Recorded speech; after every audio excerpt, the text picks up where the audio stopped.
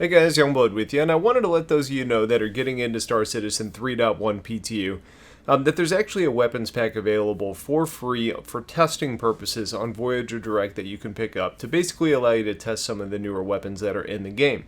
So I've got a link in the video description on where you can actually pick those up, but what it comes with is 6 of each of the following weapons. 10 series Greatswords, Omnisky 9 size 3 laser cannons, the 447 Rhino, or the size 4 version of the Panther, Distortion scatterguns in sizes 4, 5, and 6.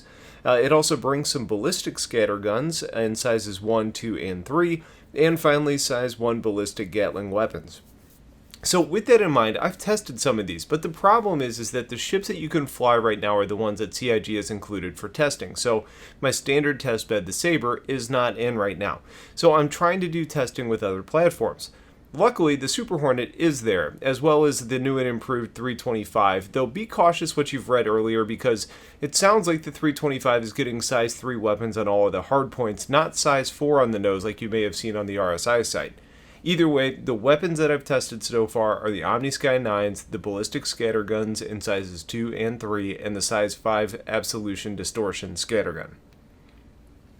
So starting with the Omnisky in size 9, the weapons have a higher rate of fire than I ended up expecting, and they seem to have less overheating or power issues than the Omnisky 6s of earlier patches. But I think that's an indication of the line changing a little bit. These weapons have a fast travel time, so there isn't a large pip discrepancy. However, the tight grouping does mean that you have to be dead on to basically make any impact when you're firing the weapon. Damage-wise, they do seem to be a little bit more conservative than the Omni 6s of old, but they've still packed a punch, and when my 325 was landing shots, you could tell that significant damage was being done. So I think these are going to be good weapons for those of you that are good shots. But if you prefer a little bit more forgiveness in a weapon, my initial review of these kind of indicates that you may find better luck with something like the Panthers. Now the Distortion scattergun is a tricky one to talk about. In theory, I love the idea. You're just trying to throw as much flux at the target. You're trying to overload systems as quickly as possible. So you don't really care where you hit. You just want to get stuff into the power plant. The problem is that we don't really know how much of the distortion and e-warfare gameplay is actually in right now. So I don't think you're actually overloading power plants until I get some more testing. Either way, the Vandal that I was fighting using this weapon didn't really seem to be very disabled after I had landed some shots. So I have to either assume that the gameplay isn't all that fleshed out yet. So I would probably avoid these for the time being unless you hear different results from anybody. But the last ones, the ballistic scatterguns. Holy hell, these things are awesome. They're fairly short range, though not terrible.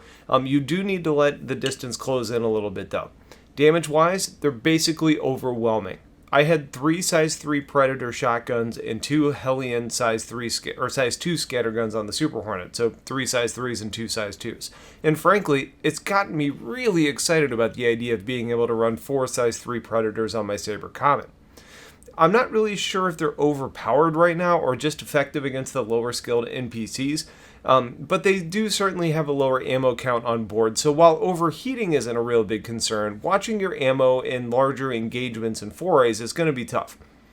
Either way, I think this type of weapon is going to be one that you can really maximize well, firing situationally and using faster, more nimble ships like the Saber to get into situations to where you can unload your ammo when it's going to be really valuable to you. Either way, at the end of the day, if you're in the PTU, I'd suggest you pick up these weapons. They're free, you get more to do, and you can actually buy up to 5 of these packs. I'm giving you 30 of each of these weapons.